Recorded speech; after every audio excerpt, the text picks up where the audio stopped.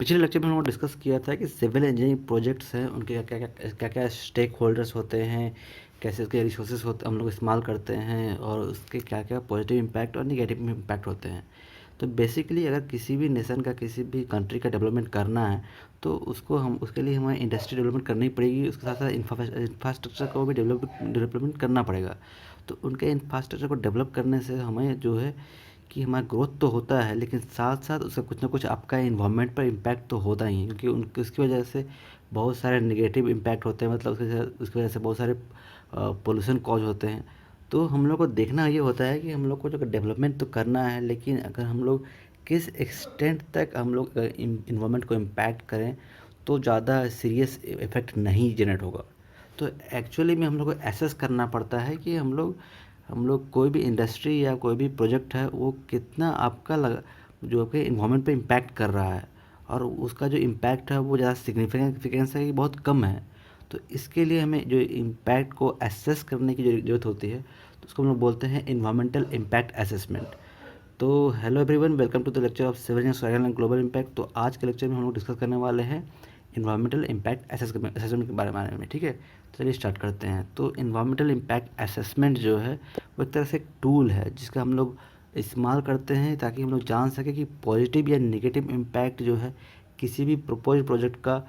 तो उसका क्या क्या इम्पैक्ट आ सकता है। तो इसमें हम लोग के नेचुरल रिसोर्सेज को कंसिडर करते हैं, सोसाइटी को कंसिडर करते हैं और इकोनॉमी को भी कंसिडर करते हैं। ठीक है, तो इन्वायरमेंट इम्पैक्ट असेसमेंट है वो जो कि शुरुआत हुई थी 1960s में,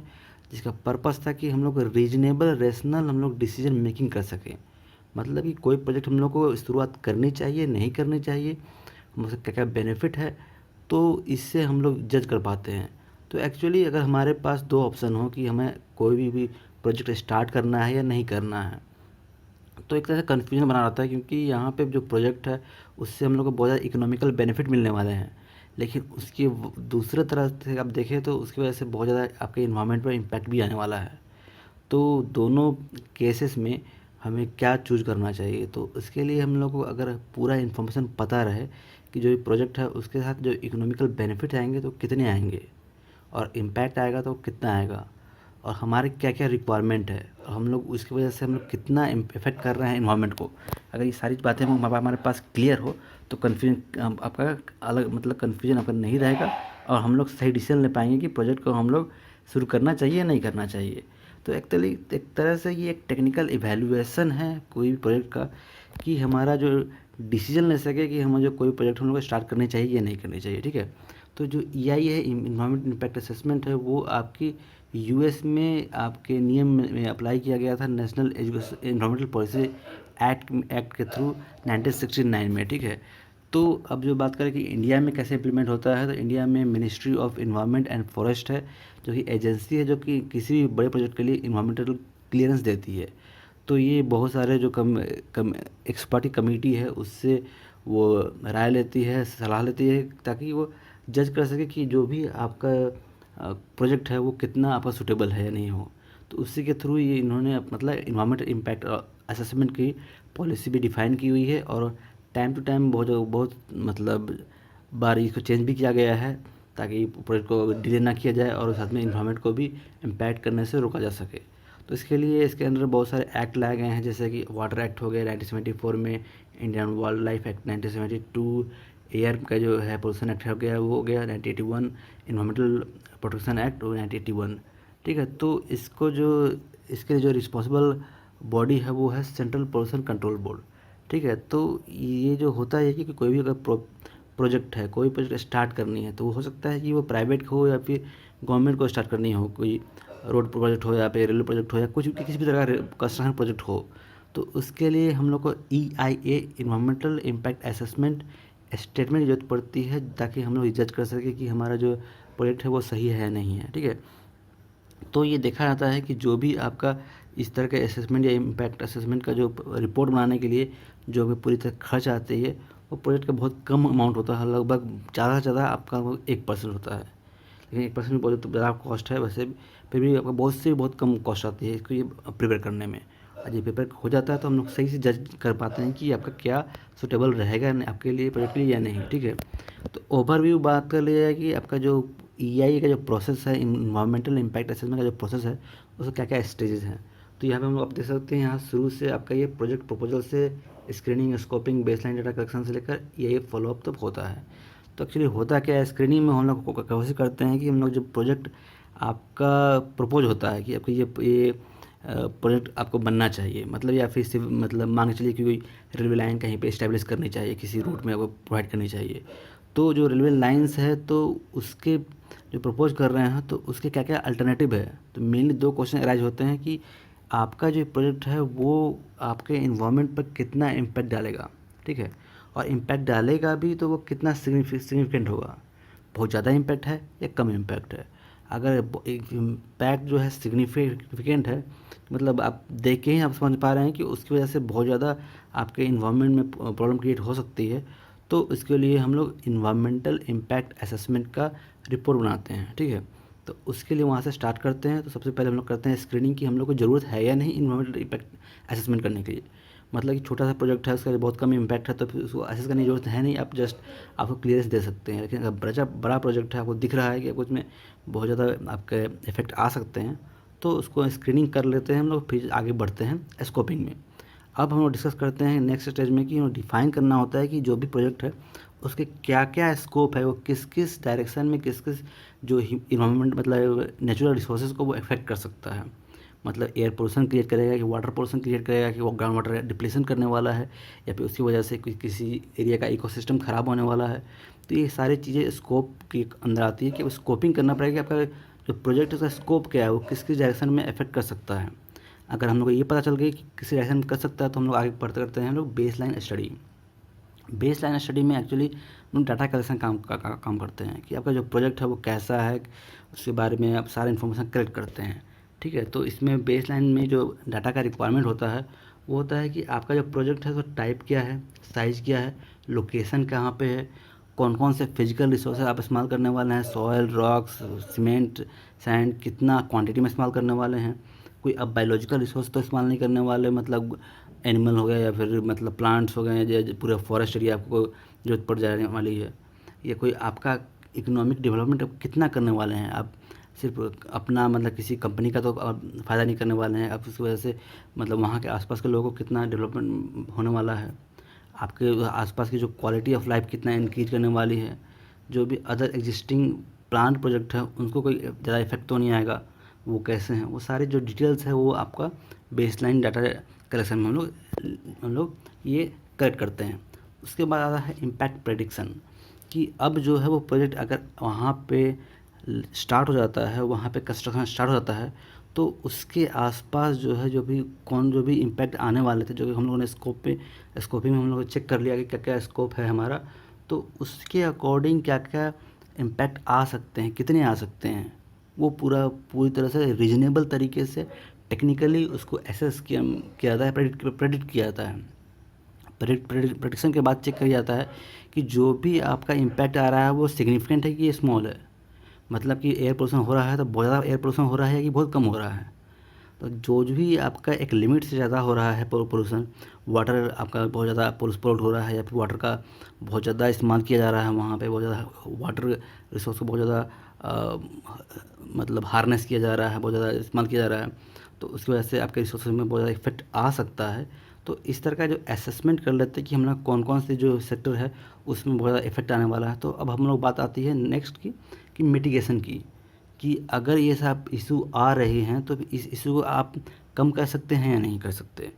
मतलब वाटर का रिक्वायरमेंट बहुत ज़्यादा है आपके पास, तो उसके लिए आपका क्या उपाय है, क्या आप ग्राउंड वाटर रिचार्ज करने के कोई और उपाय कर रहे हैं या नहीं है, या फिर आप उसके लिए आप rain water harvesting system apply कर रहे हैं या नहीं कर रहे हैं। अगर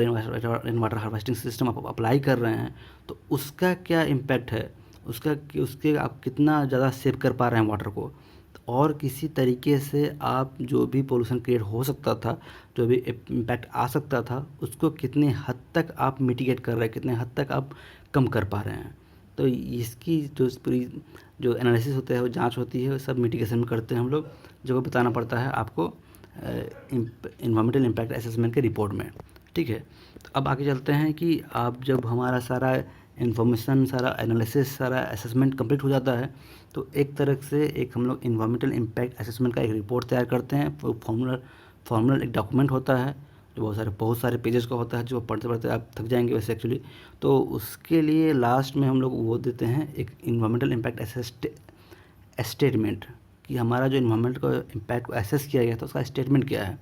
फाइनली आपको क्या क्या रिजल्ट निकल के आ रहे हैं, क्या क्या इम्पैक्ट रिजल्ट के आ रहे हैं। तो सारा जो प्रोसेस है उसके बाद करने के बाद हमारा ये स्टेटमेंट निकल के आता है। तो एक तरह से ये नॉन टेक्निकल समरी होता है। नॉन टेक्निकल इसलिए क्योंकि जो भी आपके वर्कर्स या जो भी एम्प्लॉय या फिर कोई भी ऑफिशियल काम कर रहे हो वो पढ़ के समझ सके कि उस प्रोजेक्ट का क्या क्या कितना हद तक इम्पैक्ट आने वाला है, एक नॉन टेक्निकल का पर्सन भी समझ सके। ठीक है, तो एक तरह से ये पब्लिक डॉक्यूमेंट होता है जिसका जिसका पर्पस होता है कि वो आप बता सके कि वो प्रोजेक्ट का क्या क्या इम्पैक्ट आ सकता है। तो ये सारी चीज़ों को स्टडी किया जाता है, उसके स्टेटमेंट से समझा जाता है। और जब आप समझ लेंगे कि आपका क्या ये इम्पैक्ट स्टेटमेंट है, तो उसको रिव्यू करना पड़ता है। मतलब कि जो कंपनी है वही बना, जो प्रोजेक्ट है, प्रोजेक्ट का जो ऑनर है वही ये इम्पैक्ट असेसमेंट का रिपोर्ट तैयार करता है और उसको सबमिट करता है जो कोई मिनिस्ट्री ऑफ एनवायरनमेंट के ऑफिशियल को। तो वो जो वहाँ पे जो कॉम्पिटेंट अथॉरिटी होती है वो सारे जो रिपोर्ट है उसको स्टडी करती है। तो वो रिपोर्ट के अकॉर्डिंग हूँ वो ये डिसाइड करती है कि आपको जो प्रोजेक्ट को है अप्रूवल देनी चाहिए या नहीं देनी चाहिए।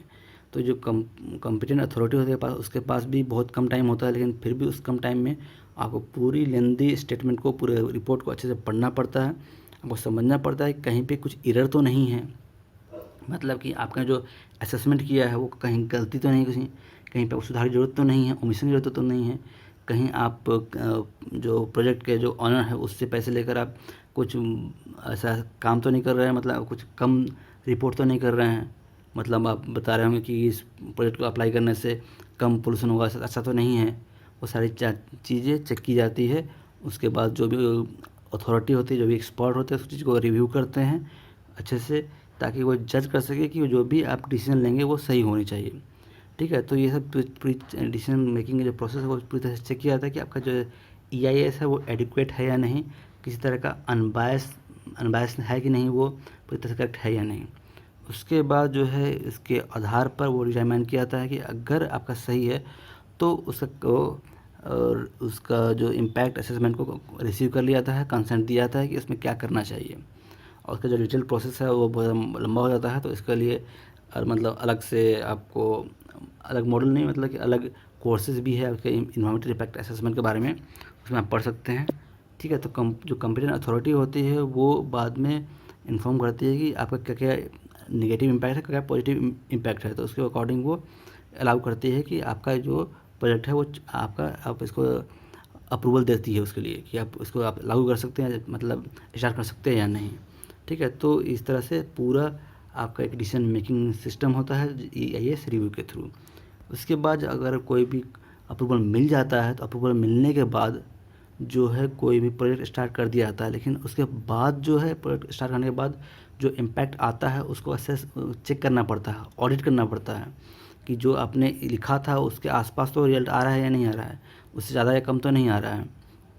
अगर उससे ज़्यादा आ रहा है तो आप उसको एसेस करने, मिटिगेट करने के लिए क्या क्या प्रोसेस अपना रहे हैं।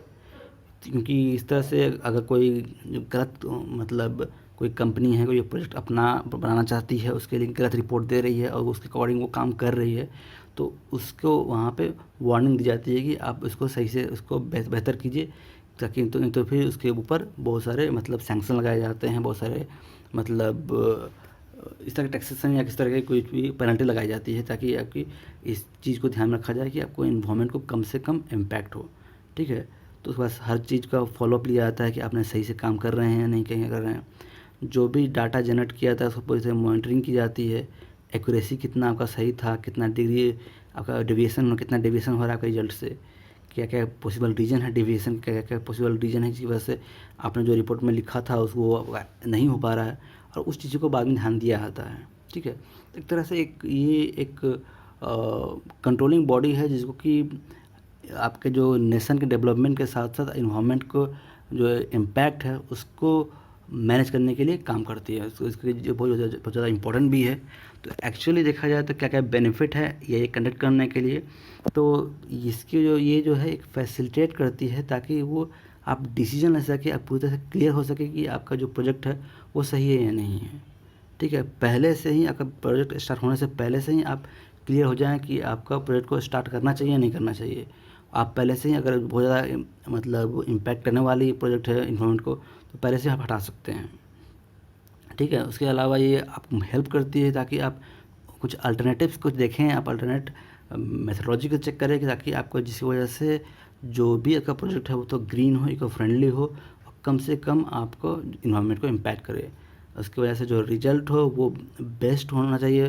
प्रेडिक्शन में। तो ये सारी चीज़ें भी देखी जाती है कि कितना आपका एडवर्स इम्पैक्ट आ सकता है, उसको कैसे आप मिटिगेट कर सकते हैं। तो एक तरह से इको फ्रेंडली डेवलपमेंट की तरफ ये